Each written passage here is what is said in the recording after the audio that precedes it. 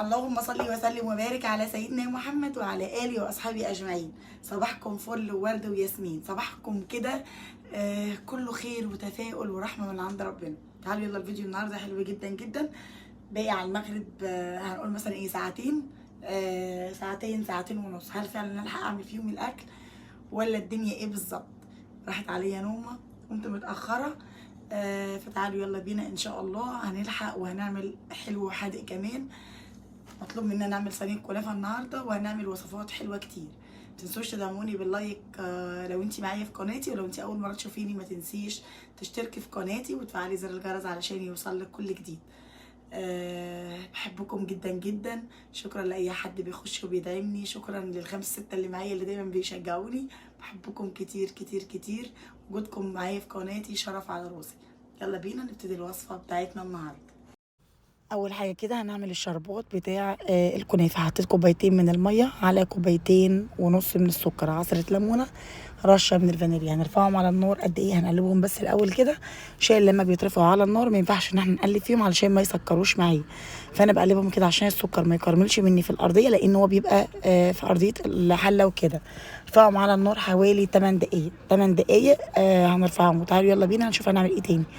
عملت معاكم الشربات قبل كده، عملته للقطايف، وهنعمل دلوقتي الكنافه. هنمسك الكنافه كده، دي كانت عندي انا خارجاها من الفريزر، حتى تحسوها كانت طريه شويه، مش انها تتفرج زي اللي بتبقى متلجه قوي.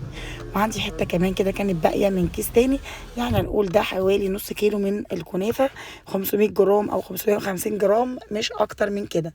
هنفركهم او نقطعهم بايدينا كده تقطيع ناعم. عايزه تعمليها بالمقص اعمليها، عايزه تحطيها في الكبه فرميها في الكبه، ليها اكتر من طريقه. بعد كده بعد ما خلصتها كل اللي هنعملها هنرش كده عليها حوالي معلقه كده من السكر او معلقتين كبار من السكر، وهنقلبهم عشان تتكرمل وتديني لون حلو قوي. حطيت مج من السمنه على النص كيلو من الكنافه، والمج ده يكون يا دوبك ناقص معلقتين من السمنه، وهقول لكم هنعمل بيهم ايه دلوقتي. بصوا زي ما انتم شايفين كده، ابدأي بقى كده بس الكنافه بتاعتك ما تخليش فيها حته بيضه وحته فيها سمنه، افركيها كده خليها تتشرب كل السمنه وتبقى لون واحد، ما تبقاش حته وحته عشان ما تبقاش مبرقعه معاكي بعد ما تطلع من الفرن. اللهم صل على سيدنا محمد. كده خلاص انا بسيتها وفركتها كويس جدا جدا وشربتها كل السمنه. تعالوا يلا اجيب بقى معلقتين السمنه اللي كانوا ناقصين وهحطهم كده في الميكروويف علشان يسيحوا معايا. جبت الصينيه وهقوم حاطه المعلقه كده في ارضيه الصينيه. لازم تحطي معلقه كده علشان تبقى حلوه معاكي ولونها زي الفل. هنحط طبقه كده من الكنافه، ويا ريت تكون الطبقه اللي على الوش اكتر من الطبقه اللي هتبقى في ارضيه الصينيه. عندك بقى هراسه كده هتضغطي بيها، ما عندكيش بايدك واضغطي. هحط كده بقى المكسرات بتاعتك، جوز الهند، زبيب. هو الزبيب ما يستحسنش، بس انا بحبه. انا بحب الزبيب في الوصفه دي، وانا بغلف الكنافه بتاعتي كويس جدا جدا، فما بيتحرقش مني وبيبقى زي الفل. اضغطي بقى بايدك زي ما انا بعمل. لو انت ما عندكيش الهراسه، معلقتين سمنه على الوش كده، ممكن يكون خدت مج من السمنه ومعلقتين كمان. والفرن بتاعي شغال على درجه حراره 350، هدخلها وهسيبها. وتعالوا يلا نبتدي في الاكل بتاعنا. حطيت ميه على النار كده، واحط بقى الفراخ بتاعتي غسلاها ومنضفاها بطحينه وخل وملح، والفراخ زي الفل عشان الزفاره. وعلى الفراخ ما تتعمل طبعا ابتديت ان انا اشيل اي ريم كده يطلع لي من على الوش. هو حطيت في الشوربه بوكيه جرنيه، حطيت طماطم، حطيت ورق لورا، حبهان مستكه، قرن فلفل. وبعد كده زي ما انتم شايفين انا بقى بعصج اللحمه. هعصج اللحمه بحطها من غير اي ماده دهنيه خالص، لان انا عارفه ان هي فيها دهون. وفرمت بصليه كبيره حطيتها، وقرن فلفل كده اخضر بقى، الوان الموجود عندك اعمليه.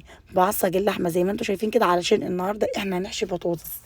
جايبه بطاطس كده صغيره، انا عملتها معاكم قبل كده. وكل البهارات اللي انا بستعملها ما بستعملش اكتر من ملح وفلفل اسمر. سرع الفيديو معاكم علشان ما ياخدش وقت معاكم ويكون مختصر كده.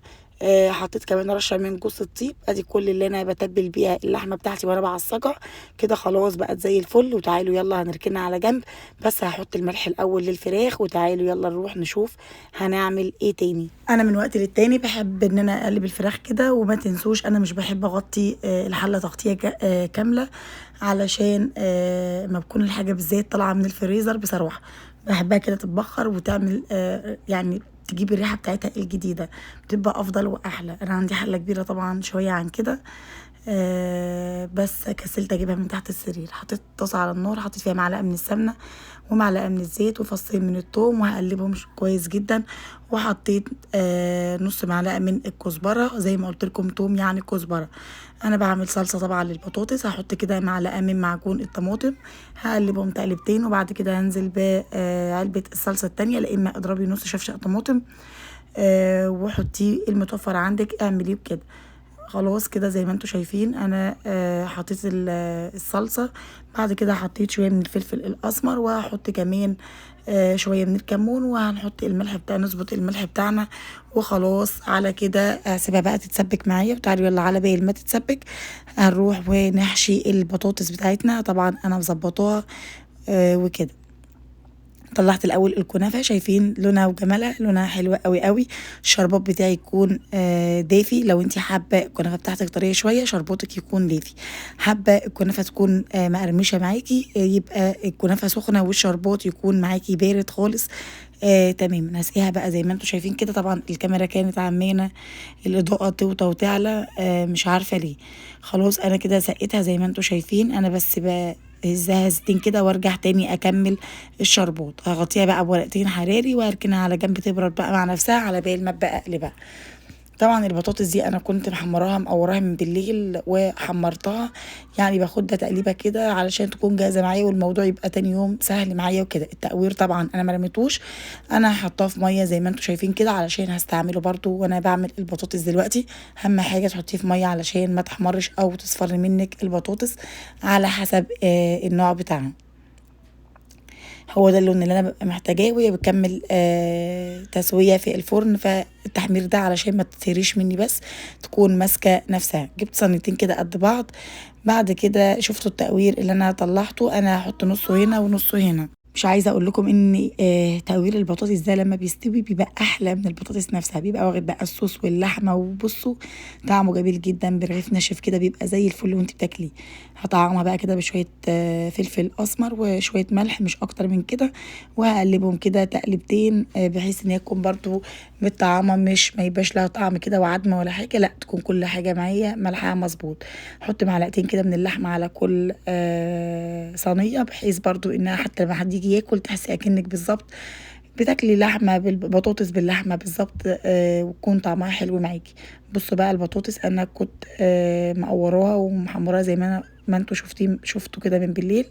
هبتدي بقى ان انا كده احشيها بالمعلقه. حابه تحطي بقى جبنه موتزاريلا على اللحمه حطي، انا بستكفي بيها ساعات كده من غير اي حاجه. وساعات بحط شويه جبنه بس على الوش مش اكتر.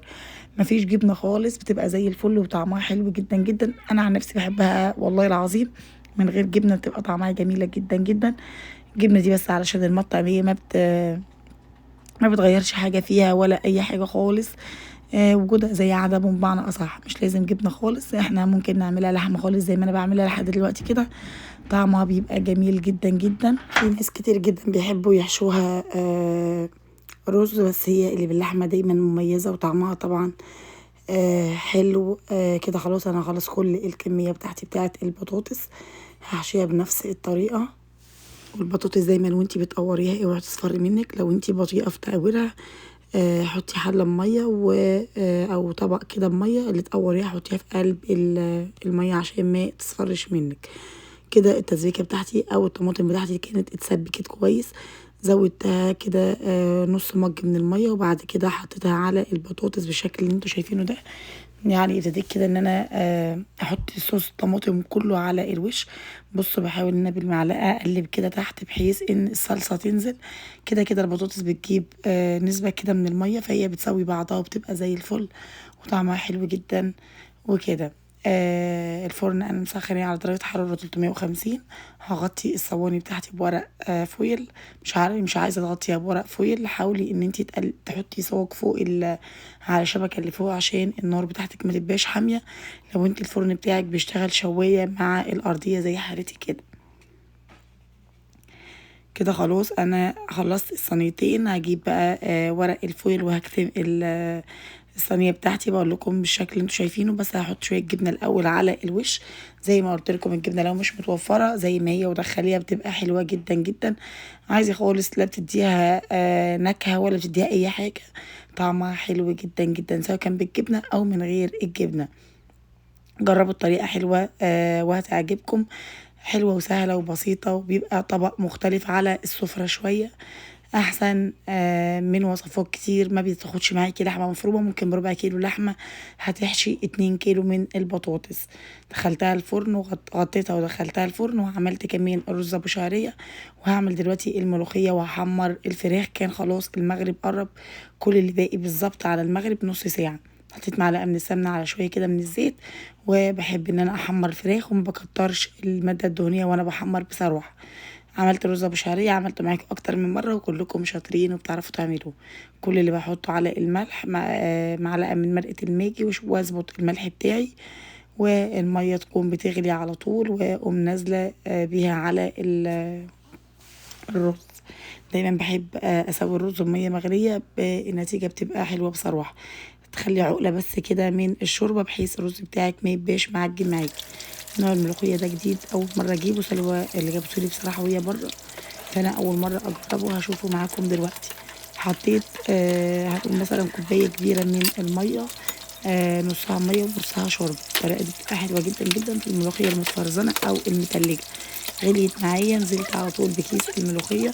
لو هو متلج حطيه عادي متلج زي ما هو. لو فك منك برده بره ان انتي هتحطيه هياخد معاكي كام غلوه زي ما انت شايفه كده. كان في حتت تلج برده لسه، يعني حتت متلجه يعني، فانا هسيبها لحد ما تفك معايا.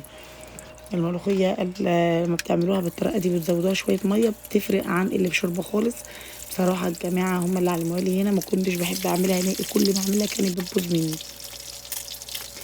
بصوا احتاجت كبشه كده من الشوربه وقمت حطوها. شايفين لونها بقى، لونها جميل قوي. حطيت هناك معلقه من السمنه على معلقه توم مهروس، حوالي فصين من التوم. هقلبهم كده لحد ما يصفروا معايا، وهنزل عليهم بشويه من الكزبره. قلت لكم توم يعني كزبره. جربوا حطوا الكزبره في اي حاجه فيها توم، الطعم بيفرق تماما، بيوديكي في حته تانية خالص. طعم وريحه بقى مش عايزه اقولك.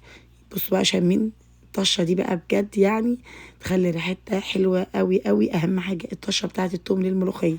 شايفين؟ لا تقولوا لي بقى صبحي كابر ولا اي حد.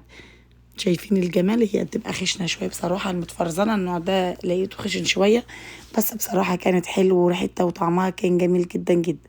خلاص عملوا معايا مجين حلوين جدا. الكيس اللي انا عملتهم، انا بتهيألي بقول جدا جدا كتير في الفيديو كده. خلاص خلصتهم وركنتهم على جنب. خلصت البطاطس وحمرت الفراخ وعملت سلطه كمان، وكان في بتنجان كده بالدقه اللي كنا عاملينه مع بعض اي ساعة ما كنا بنعمل الاكل الشعبي وكده.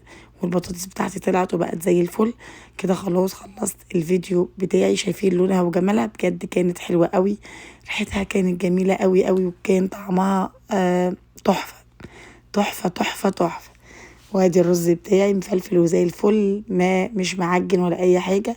كل حباية مخصمة التانية، وكانت يعني حلو. الاكل كان حلو بصراحه وطعمه كان مميز. شويه ملح بقى فلفل بكمون كده على وش الفراخ، العاده والطبع بتاع اهالينا، ربنا يديهم الصحه يا رب. الكنافه بتاعتي خلصتها كمان، استنوا هقلبها معاكم. جوزي بيقول لي انت كنتي مسكره الكنافه قوي المره دي، عشان انا زودت له شويه شربات. عملت هلال بقى كده، وعملت حطيت شويه مكسرات كمان كده. خلاص الفيديو بتاعي خلص. اشوفكم على خير، مع السلامه ودمتم بخير.